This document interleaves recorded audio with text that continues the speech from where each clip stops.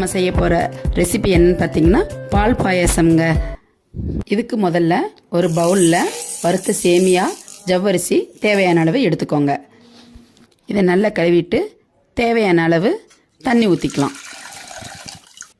இப்போ stove on பண்ணி இந்த பவுலை வச்சு ஜவ்வரிசி சேமியாவும் நல்லா வேகிற வரைக்கும் கொதிக்க விடணும். இப்போ இந்த சேமியா வறுத்தது கிடைக்கலனாலும் சாதா சேமியா வாங்கி கூட ஒரு ஸ்பூன் வாணலில் நெய் விட்டு அதை நல்லா வணக்கியும் இதோட ஆட் பண்ணிக்கலாம். இப்போ நாம் இதில் வறுத்த சேமியா போட்டிருக்கோம். இதுக்கு பதிலாக சாப்பாட்டு அரிசியை கூட நல்லா வறுத்து பொடி பண்ணி இதோட ஆட் பண்ணாலும் டேஸ்ட் ரொம்ப நல்லா வரும். இப்போ பார்த்திங்கன்னா சேமியாவும் ஜவ்வரிசியும் சேர்ந்து நல்லா கொதித்து வந்துருச்சு.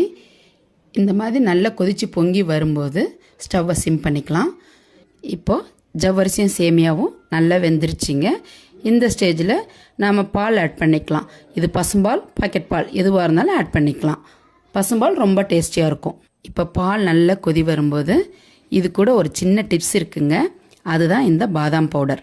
பாதாம் பவுடர் நம்ம குழந்தைங்களுக்கு பாலில் கலக்கி கொடுக்க வச்சுருப்போம் இல்லையா, அந்த பவுடர் ஒரு ஸ்பூன் ஆட் பண்ணிங்கன்னா பாதாம் ஃப்ளேவரோட பால் பாயசம் ரொம்ப டேஸ்டியாக சூப்பராக இருக்கும். இதுக்கப்புறம் இதில் ஸ்வீட்டுக்காக ஒயிட் சுகர் ஆட் பண்ணிக்கிறோம். விருப்பப்படுறவங்க நாட்டு சர்க்கரையோ வெல்லமோ கூட ஆட் பண்ணிக்கலாம். இப்போ இதில் நல்லா சுகர் கரையிற வரைக்கும் நல்லா கலக்கி விடுங்க. அது நல்லா கரையிட்டும். அதுக்குள்ளே நம்ம இதுக்கு சேர்க்க வேண்டிய முந்திரி திராட்சை ஏலக்காவை ரெடி பண்ணிக்கலாம். இதுக்கு முதல்ல ஏலக்காவை இப்படி தட்டி எடுத்துக்கலாம். முழுசாக போடுறத விட இப்படி தட்டி போட்டோம்னா நல்ல ஃப்ளேவர் கிடைக்கும்.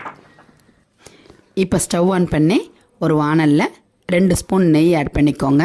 இப்போ இந்த நெய் பார்த்திங்கன்னா பசுமாட்டு பாலில் நானே வீட்டில் தயாரித்த நெய்ங்க. இதை பற்றின ஒரு வீடியோவை நான் அப்புறம் அப்லோட் பண்ணுறேங்க. இப்போது முந்திரி திராட்சை ஏலக்காவை இந்த நெய்யில் ஆட் பண்ணி நல்லா பொன்னிறமாக வர வரைக்கும் வறுத்துக்கோங்க. முந்திரியை அப்படியே போடுறத விட கொஞ்சம் பொடிச்சு போட்டிங்கன்னா எல்லா பக்கமும் குடிக்கும்போது நல்லா டேஸ்ட்டாக வாயில் கிடைக்கும். இப்போ பாயாசம் ரெடி ஆயிடுச்சிங்க. ஸ்டவ் ஆஃப் பண்ணிக்கலாம். இப்போ இந்த ரெடியாக இருக்க பால் பாயசத்தில் நம்ம வறுத்தெடுத்த முந்திரி திராட்சை ஏலக்காவை சேர்த்திக்கலாம்.